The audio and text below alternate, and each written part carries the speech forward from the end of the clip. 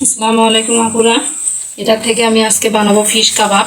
পোনা মাছের মতন এখানে অনেক কাটা কম, কোনো কাটাই নেই। মাছগুলো যখন চুলায় দিবেন অনেক শক্ত হয়ে যাবে। তো এই মাছগুলো কে কে চিনেন বলুন তো? এই মাছগুলো গ্রামে গেলে কে কে বেশি খেয়েছেন বলুন তো? এই মাছে কোনো আঁশ নেই। আপনারা মাছগুলো শুধু মাথাগুলো ফেলে দিবেন এবং ভিতরের ময়লাগুলো বের করে নেবেন। এখান থেকে ভিতরের ময়লাগুলো টান দিলে চলে আসবে, ভিতরের ময়লাগুলো বের করে নেবেন। মাছগুলো হাতে কাটতেও খুবই সহজ, কোনো কাটা নেই, ভালোই, সমস্যাও নেই, সহজ কাটতে।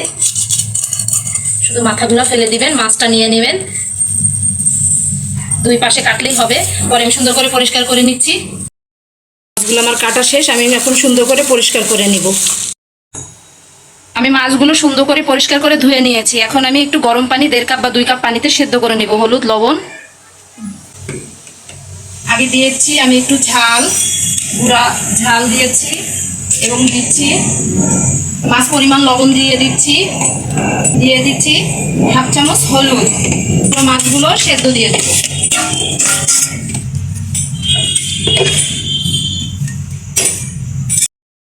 মাছের পানিটা টেনে গেছে, এখন আমি ঠান্ডা করে তারপরে সুন্দর করে কাটাগুলো বেছে নিব।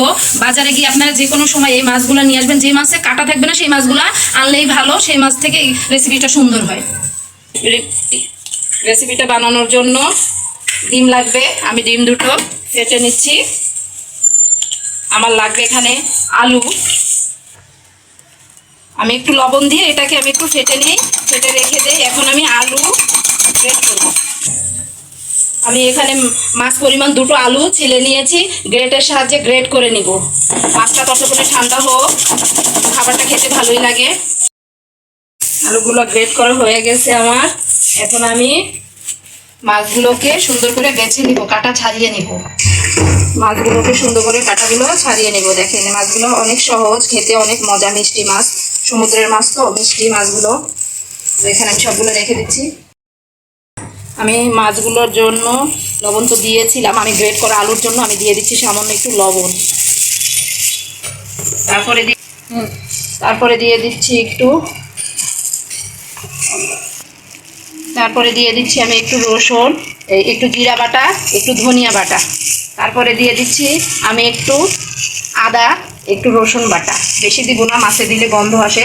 তারপরে দিয়ে দিচ্ছি কুচি কুচি করা আমার কাঁচামরিচগুলো দিয়ে দিচ্ছি। যে যতটুকু ঝাল খাবেন সে ততটুকুই ঝাল দিবেন। আবার আমি একটু ঝাল ইউজ করেছি, গুঁড়া ঝাল। এখন আমি এটাকে ভালো করে মেখে নেব।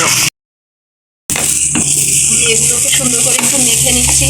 কাঁটাটা বেছে নিয়েছি, এখানে কাঁটা খুবই কম, খেতেও মজা। তো কাঁটা 2-1টা থাকলে আবার যখন মাখবেন তখন দেখতে পাবেন, ফেলে দিবেন। আমি নিয়ে নিচ্ছি একটু পেঁয়াজ, ব্রেস্টটা করে নিচ্ছি, একটু ভেজে নেব। আমার পেঁয়াজ ভাজাটা হয়ে গেছে। এখন এই পেঁয়াজ ভাজাটা আমি দিয়ে দিব, রেসিপির ভিতরে দিয়ে দিব।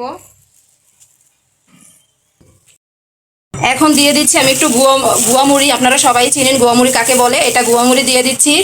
আপনারা চাইলে গুয়ামুড়ি না থাকলে চাইলে আপনারা জিরা একটু ভেজে নেবেন, হালকা করে ভেজে নেবেন জিরাটাকে। এখন আমি দিয়ে দিচ্ছি 2 টেবিল চামচ কর্নফ্লাওয়ার। কর্নফ্লাওয়ারটা দিলে একটু আমাদের রেসিপিটা মুচমুচে হবে, খেতে অনেক মজা লাগবে। এখন আমি সুন্দর করে সব কিছুই দেওয়া শেষ। এখন আমি সুন্দর করে এটাকে মেখে নিব। এখন আমি ছোট ছোট করে, আপনারা যতটুকু বড় খাবেন ততটুকু নেবেন, নিয়ে এভাবে গোল শক্ত করে আটকাবেন। আটকিয়ে এভাবে চ্যাপটা করে হাতের সাহায্যে সুন্দর করে এমন করে নেবেন। এই যে হয়ে গেল, একটা বানিয়ে নিয়েছি আমি। এখন আমি এভাবে সবগুলো বানাবো। ফিশ কাবাব বলুন আর ফিশ বড়া বলুন। এখন আমি ডিমের ভিতরে একটা একটা করে চুবিয়ে এটা দিচ্ছি আমি বিস্কিটের গুঁড়া। একটা একটা করে আমি প্যানে দিয়ে দিব।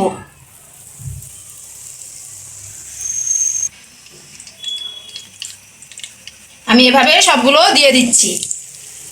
চুলাটা পরে বাড়াবো, এখন বাড়াবো না, তাহলে পুড়ে যাবে সবগুলো একসঙ্গে থাকলে। আমরা সব সময় সাধারণত গরুর মাংস টিকিয়া খেয়ে থাকি, কিন্তু ফিশ কাবাবটা সহজে বড়া করে খাওয়া হয়নি। তো আজকে আমি ফিশ কাবাব বানিয়ে ফেললাম। পুরো আমার ফিশ কাবাব। অনেক সময় আমাদের ফ্রিজে অনেক মাছ পড়ে থাকে, আমরা সহজে কেউ খেতে চাই না, যে অনেক দিন হয়ে গেছে তো ভালো লাগে না, এই কারণে খেতে চাই না। তো এভাবে ফ্রিজের মাছগুলো বের করে আপনারা বানিয়ে নেবেন, বিকেলে নাস্তার সঙ্গে দিতে পারবেন, বাচ্চারা খেয়ে নেবে। অনেক সময় বাচ্চারা মাছ খেতে চায় না, তো এভাবে বাচ্চাদের মাছ খাইয়ে দেবেন। ভালো থাকবেন, সুস্থ থাকবেন, পাশে থাকবেন, কমেন্ট এবং সাবস্ক্রাইব করবেন। আসসালামু আলাইকুম।